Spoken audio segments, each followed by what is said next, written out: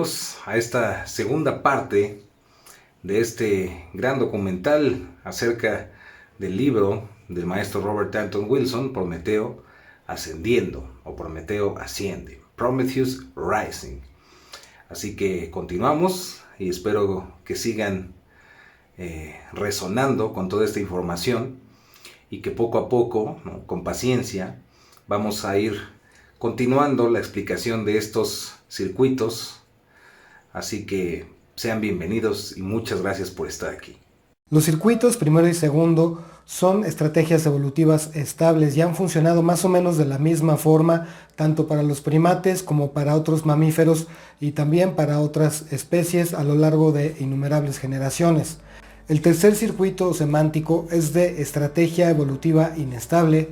Podemos decir que es revolucionario en vez de evolutivo. Este es el circuito que siempre ha estado encerrado, sancionado, juzgado, prejuzgado por las leyes, normas y reglas de la sociedad, quien ha creado lo que se conoce como prohibición o tabú. Pero este circuito, si es liberado, conduce a una espiral ascendente. Y ya ha pasado muchas veces en la historia que este circuito se ha liberado y ha producido lo que llamamos progreso, que lejos de ser una palabra que se convirtió en una moda o tendencia, progreso significaba espiral ascendente. Esta espiral define a lo que se ha conocido como sociedades abiertas, que son comunidades seculares, libres de tabús o dogmatismos, pero aún hoy en día todavía quienes transgreden algunos de estos límites son considerados como herejes, irresponsables, agresores al sentido común o a la decencia. Cierto día un joven neurótico fue a ver a un maestro zen y le preguntó cómo podía encontrar la paz mental. ¿Cómo puede faltarte algo?, dijo el maestro, cuando posees el tesoro más grande del universo. El joven se quedó pensativo y le preguntó, ¿cómo es eso de que poseo el tesoro más grande del universo? Y el maestro sencillamente contestó, el tesoro más grande del universo es ese lugar de donde proviene tu pregunta. Por supuesto, como budista, el maestro había tomado un voto de pobreza y no quería decir exactamente lo que queremos decir aquí.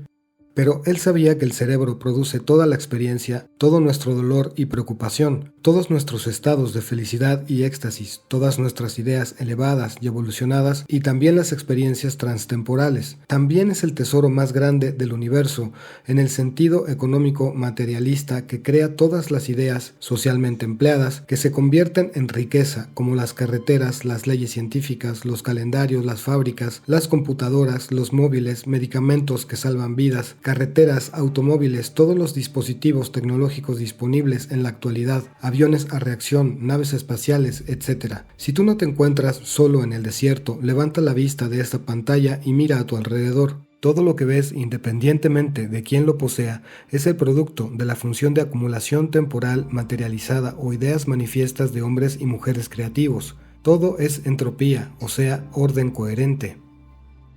La mayor parte de lo que percibimos en el ambiente humano proviene de ideas concretas en el sentido anterior. Mira de nuevo a una comunidad humana, estás viendo la mente humana histórica manifestándose a sí misma. No todas las ideas son igual de buenas, por supuesto. Todas las ideas manifestadas, creaciones humanas en la biosfera, no son por consiguiente igual de buenas. Esta es la razón por la que John Ruskin, un siglo atrás, trató de introducir una distinción entre el bienestar y el malestar. Esta distinción no ha sido aceptada ni incorporada a nuestra lengua porque las personas en este momento no estaban preparadas para hacerlo. La riqueza o bienestar en el sentido que Ruskin propuso se componen de todos los artefactos, ideas concretizadas que mejoran la vida humana o la vida en general. El lanzamiento de nuestro potencial humano completo para permitir que la luz de Prometeo brille en todas partes es una tradición mística netamente occidental y no aparece en el budismo, en el hinduismo, en el taoísmo o en cualquier religión oriental. Thomas Jefferson desarrolló su opinión de que todos los hombres son creados iguales de la percepción de la infinitud de cada uno de nosotros. Fue también en el siglo XVIII que el Círculo Illuminati introdujo el concepto de progreso, la formulación consciente del simbolismo de Prometeo. Esta visión ha sido objeto de tanto ataque en las últimas décadas que defenderla a toda costa puede parecer arcaico y excéntrico para muchos. Sin embargo, la evolución es real. Se producen saltos cuánticos a lo largo de la biosfera y en la historia intelectual humana. Estamos sobre una ola de aumento de conciencia y de la expansión de la inteligencia que se está acelerando, nos guste o no.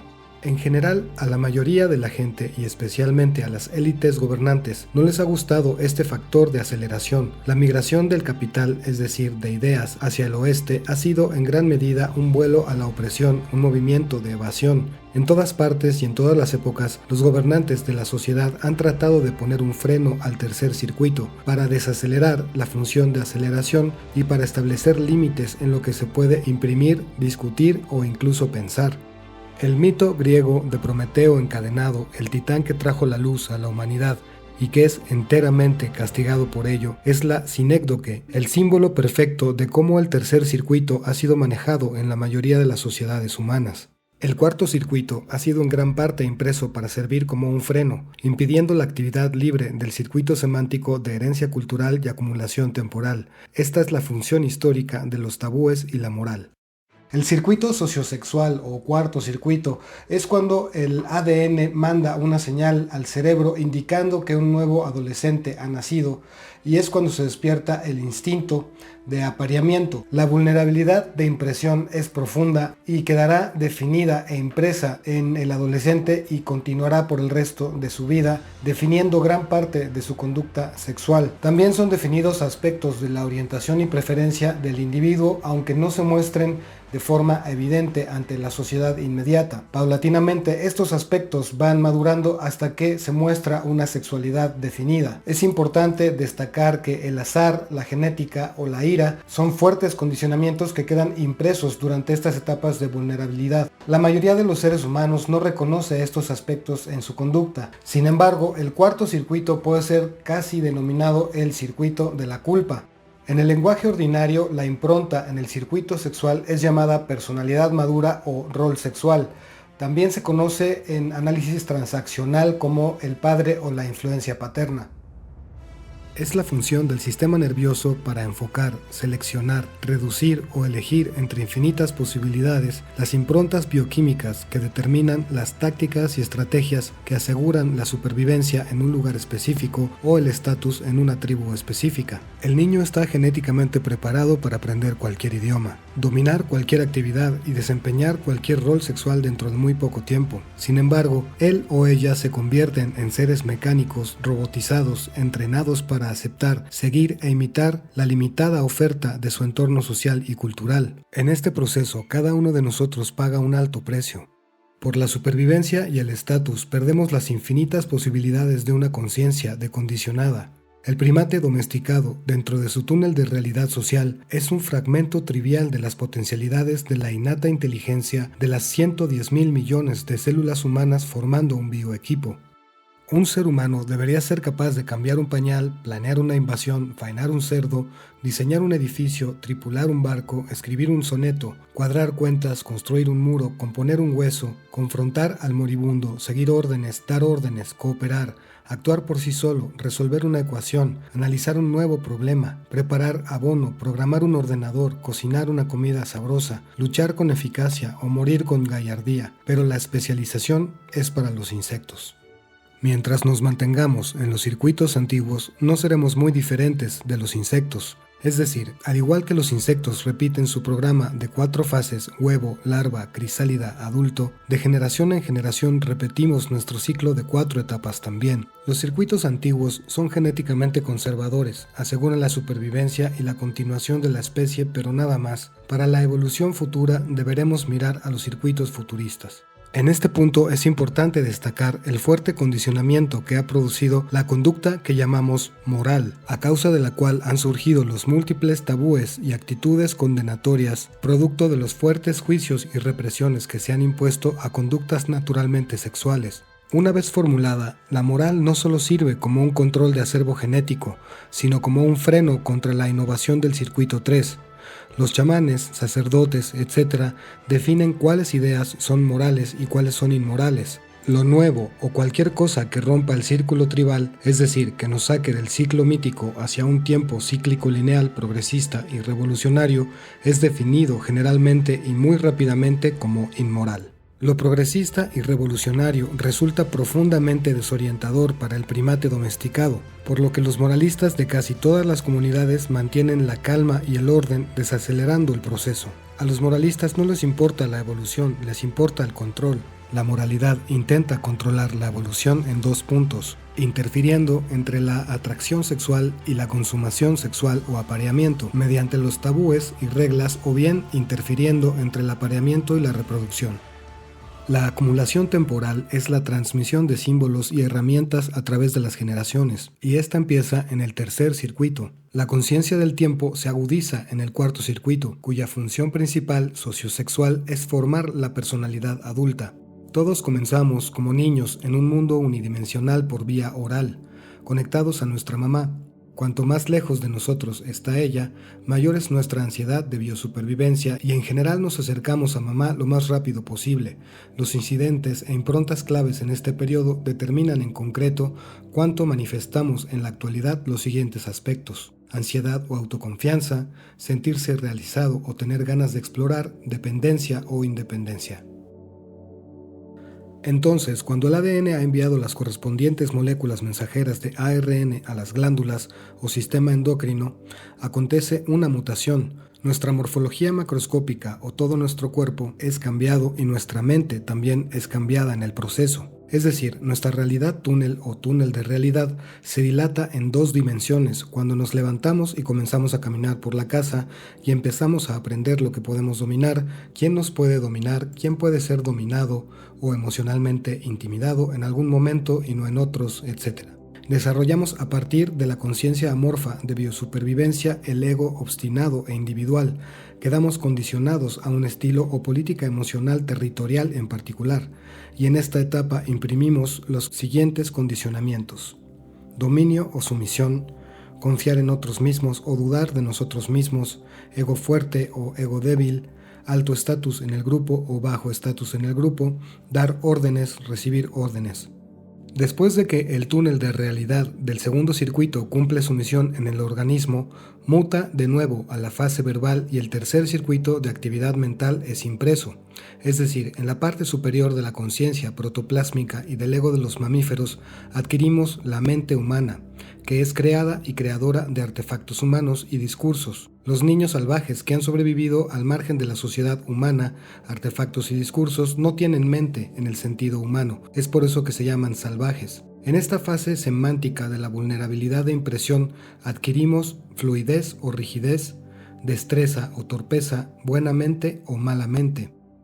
En la pubertad se inicia otra mutación del cuerpo-mente, la personalidad adulta, y se imprimirá y condicionará en los siguientes términos: morales o inmorales, obedientes o desobedientes, buenos ciudadanos o fuera de la ley, parentales o anarquistas. La falta de comprensión de estos cambios morfológicos y de su presencia en los circuitos de impresión en el cerebro es responsable de la mayoría de las fallas en la comunicación y del sentido general de exasperación con el que nos enfrentamos entre nosotros con demasiada frecuencia. Las improntas de todo el mundo son un poco diferentes y nadie es totalmente promedio. Los métodos de crianza tradicional son bastante lógicos, pragmáticos y buscan el cumplimiento de la finalidad de la sociedad, que no es crear una persona ideal, sino crear o envasar un semirrobot que imite a la misma sociedad lo más cercanamente posible, tanto en sus aspectos racionales o irracionales. Una persona totalmente consciente, alerta, despierta, sin ese lavado de cerebro anteriormente descrito, no cabría en ninguna de las ofertas de las funciones promedio de la sociedad. En la medida en que evolucionemos hacia una sociedad que necesite y propicie humanos con un buen funcionamiento de todos sus circuitos, se acabarán las locuras del pasado y estamos avanzando rápidamente hacia ese momento. Cada uno de nosotros tiene un circuito favorito, es decir, un circuito que tiene impreso con más fuerza que los otros.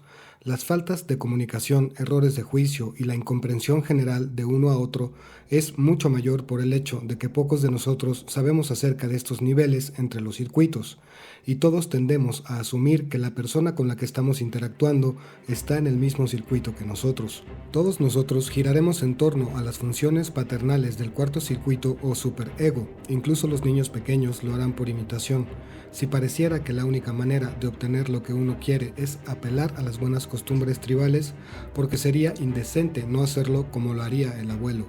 Teniendo en cuenta la gran variedad de filosofías a disposición de cualquiera de nosotros, el nudismo, el budismo, el materialismo científico, el culto a la serpiente, el comunismo, el vegetarianismo, el idealismo subjetivo y el existencialismo, el metodismo y el sintonismo, etc., el hecho de que la mayoría de las personas permanezcan en la misma realidad túnel o túnel de realidad que sus padres, indica que la culturización es un proceso de control mental. Hay una historia zen muy divertida acerca de un monje que no pudo alcanzar la iluminación a través de los métodos normales del zen. Entonces, su maestro le indicó pensar nada más que en un buey. Día tras día, el monje pensó en el buey, visualizó el buey, meditaba sobre el buey. Finalmente, un día el profesor llegó a la celda del monje y dijo: «Ven aquí, quiero hablar contigo». «No puedo salir», dijo el monje, «mis cuernos no caben por la puerta, no puedo salir». Al oír estas palabras, el monje fue iluminado. No importa lo que la iluminación signifique en este contexto, el monje pasó por un cambio cerebral, obviamente. Él había desarrollado la ilusión de que era un buey y al despertar de este estado hipnótico, vio el mecanismo de todas las demás ilusiones mentales y de cómo nos robotizan. Se sabe actualmente que el cerebro se puede ajustar tal cual como un televisor. Se pueden desactivar canales y activar nuevos canales. Y esto lo vamos a estar viendo durante este documental. Cómo se han trabajado con los 4 circuitos básicos para hacer un proceso de lavado del cerebro al ser humano. Y, como muchos dicen, nos hemos convertido en robots, pertenecientes a una sociedad, a una cultura. Para ponerles un ejemplo de cómo funcionan estos 4 circuitos y cómo se puede lograr un lavado de cerebro, les voy a platicar la historia de una persona llamada Patty Hearst, la cual era una persona normal dentro de la sociedad. Y lo podemos decir como normal porque pues hacía todo lo que una persona normal se dice que hace en una sociedad. Desde tener una pareja, una familia, un trabajo normal, ir a misa y todas las cosas que clasificamos como normales. Pero un día fue secuestrada por un ejército. Este ejército la tuvo secuestrada por 57 días y trabajaron sobre sus 4 circuitos. El proceso fue tal que en solo 57 días lograron cambiar a esa persona. Tanto así que ella cambió su nombre y pasó de ser Patty Hearst y se convirtió en Tanya. Patty Hearst, la persona normal, ya no era considerada normal para la sociedad. Tanto así que ella ahora, su vida era diferente. Robaba bancos. Se dice que se convirtió en bisexual. Y muchas cosas más que empezó a hacer. Era una persona totalmente diferente. Odiaba a sus padres. Y no tenía ya nada que ver con esa Patty Hearst. La gran pregunta aquí es, cuando la atrapan a esta persona, sus abogados dicen que ella no tiene la culpa, que solamente fue, o ella hizo eso, porque tuvo un lavado de cerebro. Al final, de todos modos, ella va a la cárcel. Y la gran pregunta aquí es, si ella no hubiera sido secuestrada, ella no hubiera cambiado como lo hizo. Entonces, ¿ella es culpable o no? ¿O realmente sí funcionó el lavado de cerebro? La respuesta la veremos en este documental y en cómo funcionan los circuitos del cerebro. Al igual que la historia de Patty Hearst, uno de los grandes grupos que existe de lavado y programación del cerebro del mundo es el ejército, el cual sabe muy bien cómo hacer toda esta programación. La única diferencia entre el grupo que secuestró a Tanya y el ejército se encuentra en que el ejército, en lugar de secuestrar, manda un aviso por correo y te dice que obedezcas. Te dice que tu cuerpo ya no te pertenece y que si tú no aceptas pertenecer ahora al ejército y obedecer sus reglas, irás a la cárcel o al exilio. Con esto, ellos trabajan el primer circuito, el de biosupervivencia. ¿Por qué? Porque te hacen mandar al estado de niño, en el cual tú te sentías indefenso y sentías que otras personas decidían por ti lo que pasaba con tu cuerpo. Y como niño, en ese momento, debes aprender a obedecer para sobrevivir. Otra historia que menciona el libro es que cuando Ouspensky estudiaba con Gurdjieff, Gurdjieff le decía a Ouspensky que el ser humano era solamente una máquina que era totalmente inconsciente del mundo. Ouspensky no entendía a qué se refería Gurdjieff, pero cuenta la historia que tiempo después se dio cuenta cuando un día salió a las calles. Ese día era un día especial porque era el primer día de la Primera Guerra Mundial. Al salir, cuenta la historia que lo que observó fue carros llenos de armamentos. Pero no solamente en él había armamento, también se dice que había prótesis de brazos y piernas. Con esto, él se dio cuenta de lo que decía Gurdjieff. El ser humano es un ganado que va al matadero. Como estas personas que iban a ir a la guerra sin ninguna razón y que iban a perder, como lo sabía el mismo ejército, piernas y brazos por defender una causa indefendible. Y esto lo tenía muy bien entendido el ejército. Tanto así que aún sabiendo que en ese momento nadie había perdido ni una pierna ni un brazo, ellos ya estaban preparando las prótesis. Con lo cual nos demuestra que nosotros muchas veces actuamos como robots. Ahora que el ejército es un experto en el lavado y la programación del cerebro, se dice que otro de los grupos, y tal vez sea el grupo más importante, es la sociedad humana en su conjunto, ya que es una máquina de lavado de cerebro que crea robots. Esto lo hace de una manera muy sencilla, lo hace a través de la culturización. Cada generación culturiza o lava el cerebro de la siguiente generación. Y en el mundo actual, el cristianismo, el budismo y el islamismo son las instituciones más potentes de esta culturización. Se dice que ellos han permeado en toda la cultura actual que tenemos, sin dejar atrás otras pequeñas religiones que existen en el mundo. Y ellos han influido en muchas de nuestras creencias. Para poner un ejemplo, en los años 70 hubo un grupo de científicos que empezaron a creer que la inmortalidad era posible, pero nadie creyó en esta teoría. Solamente era un pequeño grupo que hicieron muchos libros donde ellos aseguraban que la inmortalidad era posible, que teníamos la tecnología suficiente para lograr esta inmortalidad. Pero ellos manejaban ese túnel de realidad que va en contra de estas grandes religiones de cultura que les mencionamos. Por lo tanto, ¿por qué nosotros no creemos en la inmortalidad? ¿Por qué nosotros no creemos que somos seres inmortales? ¿Quién te dijo que tenías que morir? Quien te dijo eso insertó de forma más poderosa ese pensamiento que las personas que programaron a Hearst. Esa es la gran incógnita, esa es la gran pregunta. ¿Dónde están tus niveles de programación? ¿Quién te ha dicho que no puedes hacer tal o cual cosa? Ahora, para continuar hablando de cómo funciona el lavado de cerebro, primero hay que entender muy bien cómo funciona el circuito de supervivencia, el cual es el que detecta el peligro. Cuando este detecta el peligro, la actividad mental cesa totalmente. En ese momento no hay tiempo. Recordemos la historia del soldado, el cual cuando se le pregunta por qué hizo esa actitud valiente o cobarde, contesta: yo solo me encontré haciéndolo. Lo cual nos recuerda que en ese momento solamente hacemos las cosas para sobrevivir.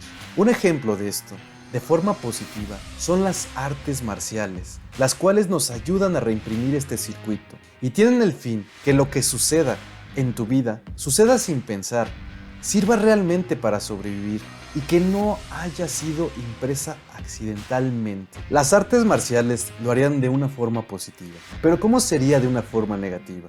De una forma negativa, estos grupos de control que saben cómo lavar el cerebro, lo que hacen es llevar a un estado infantil a la persona, para que desde ese estado infantil puedan imprimir algo nuevo.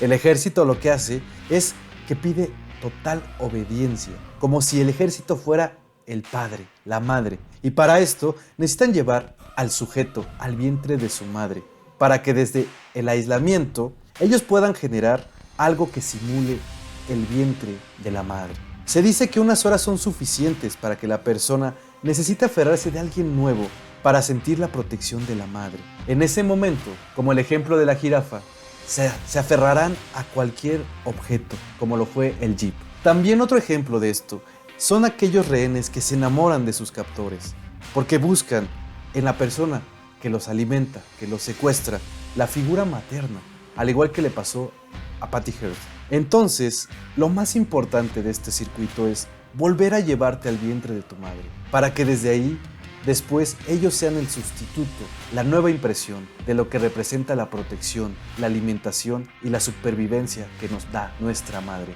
Posteriormente, lo que van a hacer es trabajar y romper el circuito emocional territorial, el segundo circuito.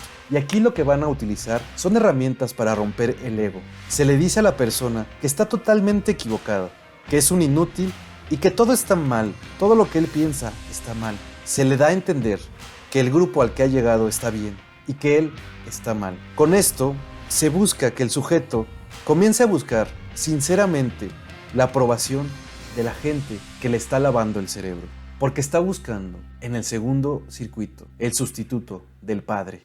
El siguiente paso sería trabajar en el tercer circuito. Y para esto, recordemos que el tercer circuito es el semántico, el de los símbolos. Y lo que van a necesitar hacer es volver a imprimir este circuito a través de nuevos símbolos. Pero estos símbolos van a tener algunas trampas. Para poner un ejemplo de trampas, serían cosas muy ilógicas, pero únicas, que hacen especial al grupo al que estás llegando. Así lo hacen grupos como los Testigos de Jehová, cuando prohíben a sus seguidores que estos hagan donaciones de sangre, aun cuando la persona que tenga una enfermedad muy grave y que esté a punto de morir necesite con urgencia esa donación. Ellos prefieren dejarlo morir antes que romper las reglas que les han establecido, los símbolos nuevos que les dio esta religión y que los hace sentirse pertenecer a la religión. Esto mismo sucede con los católicos, cuando una persona, sobre todo una mujer, quiere divorciarse y está prohibido dentro de su religión. Ella lo sabe y por lo tanto prefiere no divorciarse antes que quedar mal con ese símbolo establecido por su religión. Este tipo de pensamientos provoca en estos sistemas o en estas religiones o grupos de control que la gente que pertenece a ese grupo se comienza a percibir a sí misma como superior. Lo que pensamos en este grupo está bien. Lo que piensan los que están afuera de este grupo están mal. Se comienza a trabajar con túneles de percepción de realidad. Este túnel de percepción que tenemos nosotros es el correcto. Quien esté afuera de este túnel está totalmente incorrecto. Una vez que se logra trabajar con el tercer circuito, que se logra una reimpresión de este tercer circuito, lo que hacen estos grupos de control es trabajar en el cuarto circuito, el cual, recordemos, es el circuito moral sociosexual. En este circuito, lo que sucede es que representa para muchos grupos un tabú total. Por lo tanto, no lo tocan mucho, prefieren abandonarlo. Sin embargo, los grupos que lo tocan lo hacen exclusivo del grupo, ya sea tomando decisiones del tipo: solamente en este grupo que es exclusivo, que es un grupo especial, vamos a tener sexo dentro de este grupo. Nadie afuera de este grupo puede hacerlo. O este grupo es tan especial que a partir de ahora existe el celibato total. Y eso nos puede recordar a muchas religiones que conocemos, a muchos grupos que conocemos, que con esto se apoyan para hacerse sentir grupos exclusivos, grupos de fanáticos, que sientan realmente que pertenecen a un grupo especial, un grupo diferente. Recapitulando, el primer circuito, el de biosupervivencia, tiene que ver con la madre, la protección y la supervivencia. El segundo circuito, el emocional, tiene que ver con la identificación en la familia, el padre y la jerarquía. El tercer circuito, el semántico, tiene que ver con usar los sistemas simbólicos que nos enseñan. El cuarto circuito, el sociosexual, tiene que ver con las primeras experiencias sexuales de pubertad. Con esto se logra lo que decíamos, se logra la culturización. Se crean herramientas de adaptación social para que cada individuo se integre a una cultura, aprenda a vivir dentro de esa cultura. Afortunadamente, existen ahora circuitos superiores, los cuales iremos hablando más adelante. Pero estos nuevos circuitos se están formando y ofrecen una visión más amplia que los 4 circuitos antiguos que mencionamos. Esto nos va a permitir entender y trabajar nuevas esferas que no conocíamos de nuestra mente. Este es el quinto circuito. El quinto circuito se conoce como el circuito neurosomático holístico, que en realidad podríamos decir que es un circuito psicosomático, pero para Robert Anton Wilson preferiría él usar la palabra neurosomático, porque así le quitaría cierta moda por usar esa palabra de psicosomaticidad. Y en este caso, cuando estamos hablando de este circuito neurosomático, estamos hablando del poder que tiene nuestra mente, nuestros pensamientos, para afectar también a nuestro cuerpo. Precisamente a eso se refiere con esta cuestión neurosomática. ¿Por qué se le llama también neurosomático holístico? Porque también está relacionado con una visión integral, precisamente una visión holística o completa del ser, y no nada más ciertas partes o regiones de la mente o de los procesos de pensamiento, sino la capacidad de poder percibirlo de manera totalmente global, ¿no? De manera completa, algo que también Robert Anton Wilson llama percepción gestalten, que significa percepción completa, ¿no? De la suma de todas sus partes y más allá de eso, ¿no? Porque tiene que ver con esta cuestión o este enfoque gestáltico. Ahora, siguiendo en ese sentido, este circuito es un circuito que no se manifiesta en todos los seres humanos de manera natural, sino que en algunos, digamos que se activa gracias al uso continuado de la meditación, y también puede darse por el uso de plantas psicoactivas o sustancias psicoactivas. Cuando ese circuito se activa, es como una especie de reprogramación de todos los neurotransmisores del cerebro que empiezan a trabajar en esta cuestión que podríamos llamar holística, generando precisamente que la visión sea más completa y realiza esta conexión, y es la conexión perfecta o precisa entre la mente y el cuerpo, ¿no? La conexión cuerpo-mente o la conexión mente-cuerpo, y se vuelve en un todo, precisamente este mismo enfoque gestalten. También Robert Anton Wilson habla mucho acerca de, por ejemplo, el pranayama, y cómo Aleister Crowley, un personaje también bastante enigmático, para unos odiado, para otros muy amado, un personaje bastante interesante, que bueno, independientemente de eso, pues sí tenía muchísimos conocimientos, y parte de esos conocimientos es el uso del pranayama. Esto es porque la respiración, el pranayama, son técnicas muy antiguas de la India, y es precisamente el control de ciertas formas de respiración que lo que producen es un equilibrio en los hemisferios cerebrales y una especie de armonía o equilibrio químico en todo el organismo. El uso correcto del pranayama también, digamos que activa este famoso circuito neurosomático holístico. Ese es por esa parte. También puede darse en el caso de la gravedad cero, o también se puede activar en los tanques de aislamiento, los famosos tanques de aislamiento de John C. Lilly, que son estos tanques donde quedas flotando en agua, en una solución que tiene mucha sal. Quedas flotando como si estuvieras en el vacío, y en ese momento o en esas circunstancias también se activa este circuito, ¿no? Ese es por ese sentido. Ahora, cuando sucede esta activación las primeras veces, no siempre pasa, pero normalmente cuando se activa ese circuito, viene una especie de hipersensibilidad. Las luces molestan, los sentidos están demasiado abiertos, demasiado activos. Y cuando sucede eso, algunos autores, como Robert Anton Wilson, creen que puede ser, por ejemplo, la noche oscura del alma, porque es esta parte como de metamorfosis o de transformación, donde los circuitos anteriores, digamos que ya están empezando a transmutarse, a transformarse, y la impresión de este nuevo circuito es el que comienza esta hipersensibilización, ¿no? de los sentidos. Es algo que es muy común en el caso de los santos, en la historia, por ejemplo, de la iglesia o del budismo, del hinduismo, en los ascetas.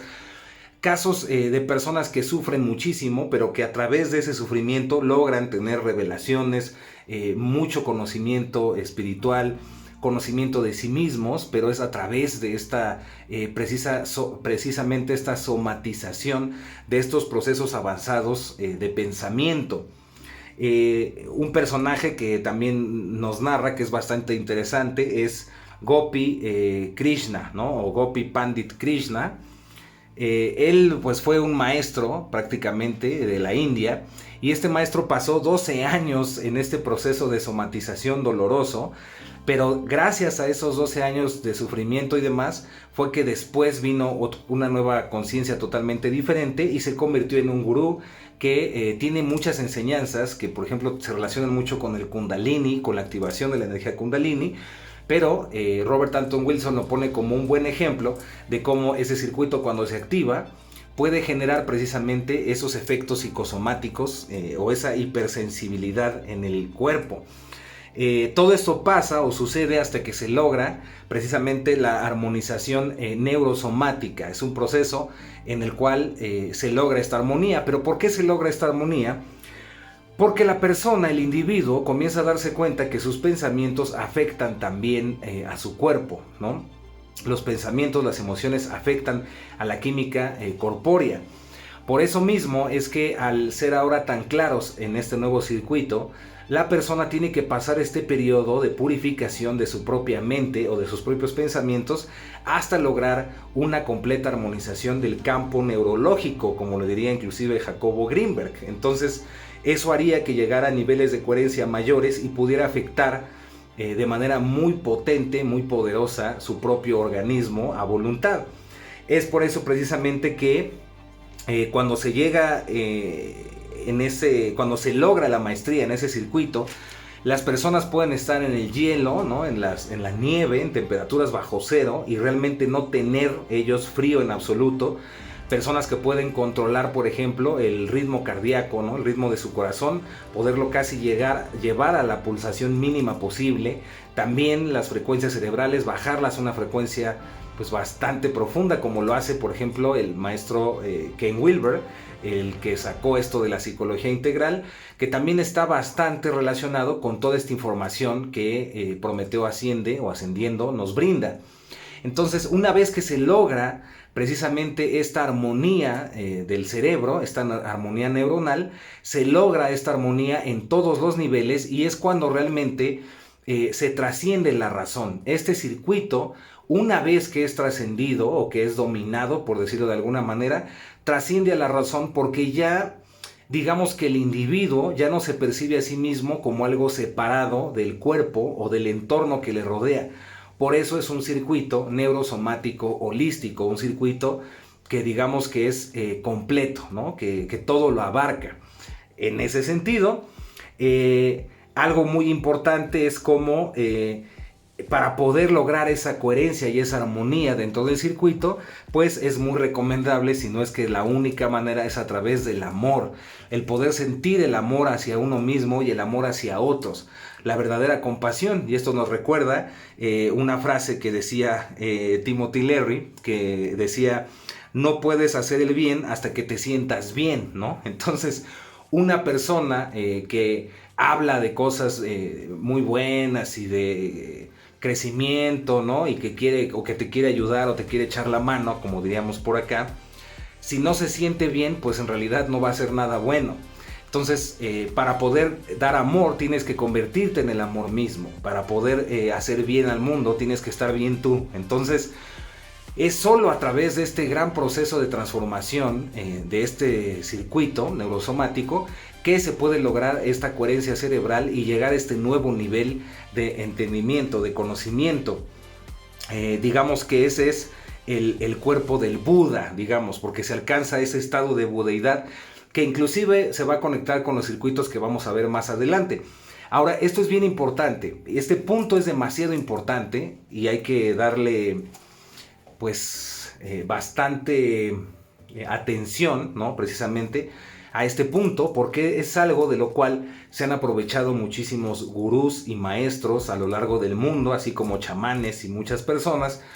Y esto se debe a que el lavado de cerebro más potente y más poderoso ocurre en este circuito.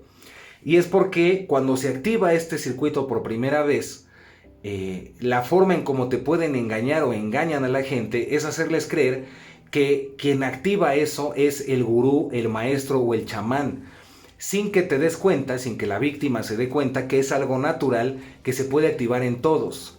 Cuando las personas caen en eso, como lo hacían por ejemplo en la secta de los Assassin, de los Hashashin,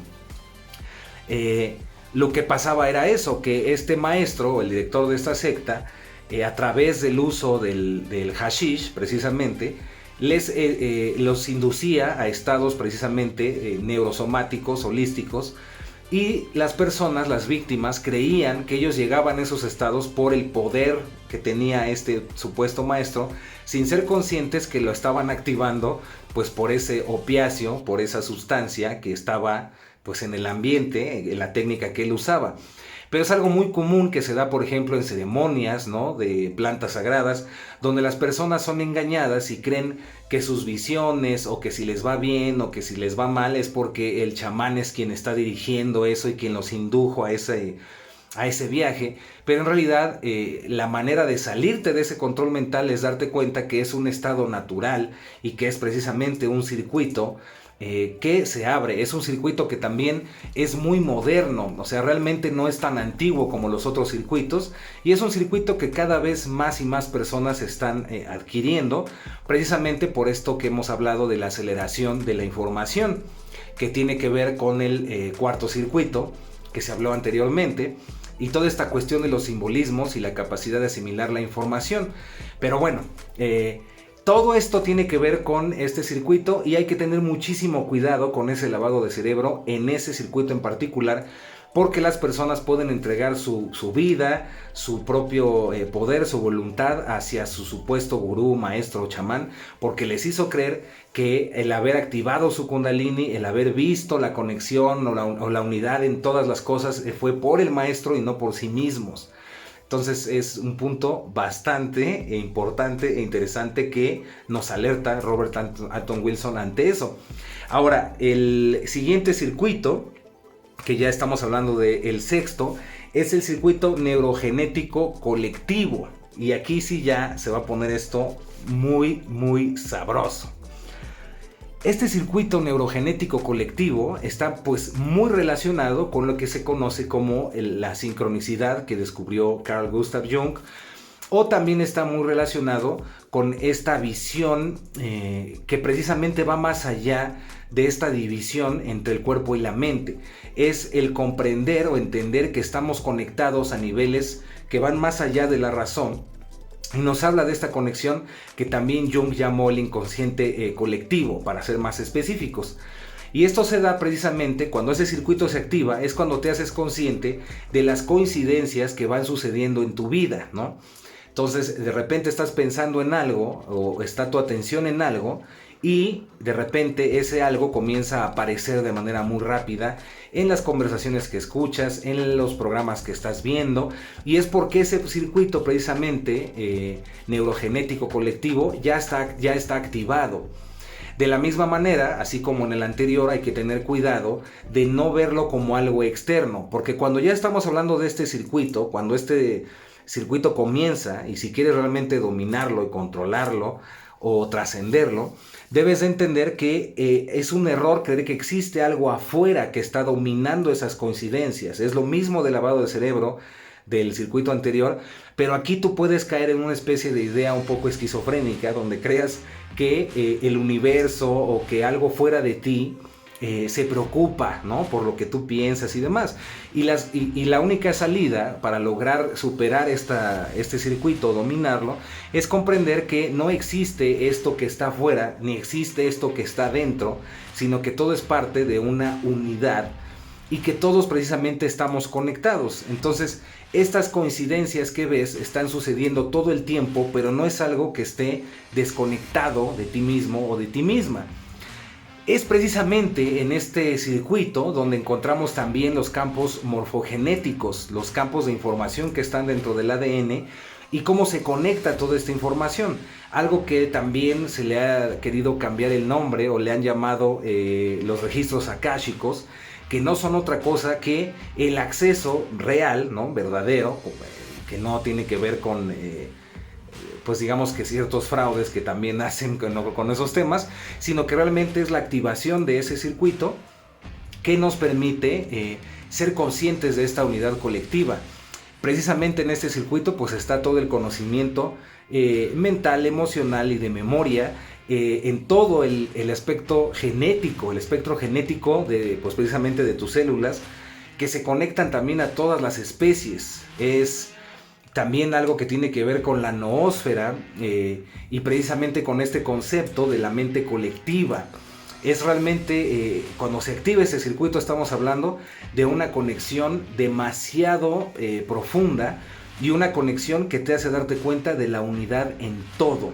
Es un circuito bastante profundo porque te das cuenta que al trabajar, por ejemplo, con arquetipos, estás conectándote con esa realidad o con ese túnel de realidad o con esa frecuencia en específico, y lo que tú piensas, pues no nada más eres tú, sino que es parte de un colectivo. Algo que también Krishnamurti saltaba, ¿no? O decía muchísimo, también lo marcaba en renglón, porque era esta parte de el ser humano contiene en sí mismo la historia de toda la humanidad. Tú eres la misma humanidad. Esa frase de Krishnamurti nos está hablando precisamente de este circuito neurogenético colectivo. Y bueno, es fascinante y tiene muchísima profundidad todo esto que estamos compartiéndote, porque es prácticamente a partir de este circuito anterior del quinto y de este sexto y de los siguientes, es en donde realmente toda esta información que estamos compartiendo es hacia donde se dirige. Todos los circuitos anteriores pues quedaron muy bien explicados para que se trasciendan, para que te des cuenta de la conciencia, cómo puede quedar atrapada en esos circuitos, como muchas personas siguen atrapadas en esos circuitos, pero es precisamente a partir de este circuito anterior neurosomático holístico y este circuito neurogenético colectivo cuando realmente comienza la evolución más acelerada de la conciencia o de la autoconciencia, conciencia con SC, no con cuestiones moralistas, sino con la capacidad de asimilar la información que sucede en el presente, en este aquí y ahora. Y pues bueno, espero que te haya gustado toda esta segunda parte del documental y muchas gracias por escuchar.